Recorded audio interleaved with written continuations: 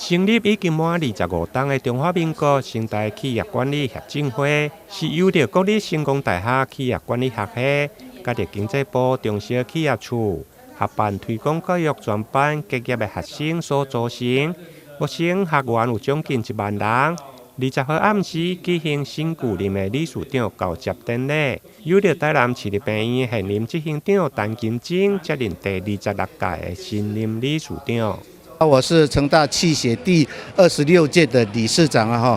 當然這也是一種榮譽啦，也是一種責任跟使命啦哈。那我希望我們成大的企協呢，未來能夠透過的這個活動的一個交流呢，使我們的校友呢能夠增進彼此的一個感情哈。當然，我們未來也要重視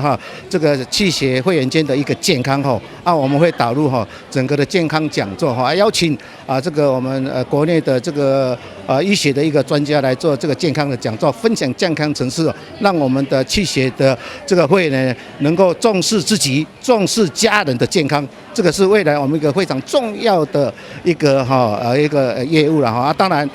成大企協呢，也是一個產業交流的一個非常重要的一個平台了。我們希望未來我們成大企協是一個非常有價值的一個學會也是所有校友成長的一個重要的一個平台，交流一個平台。我對這一期的這一個理事長，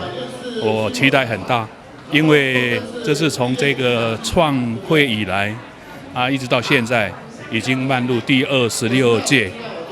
源遠流長。那我們對他期待說，能夠在未來1年，能幫我們企協會這一個招更多的會員，而且能夠呢讓這個會務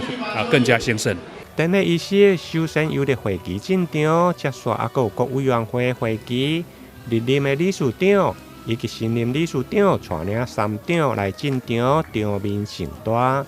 現場出席的貴賓包括市府社會局機要秘書林建南、議員楊忠成、生態指導教授蔡明田等，另外還有國友會，包括橫路來的中華正大企業經營管理協會、台大甲着台灣科技大學等貴賓雲集。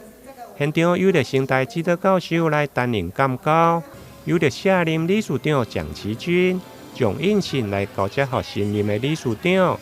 會後新卸任的理事長嘛互相遞贈紀念牌。預祝未來會務更加昌隆。台南新聞林英根採訪報道。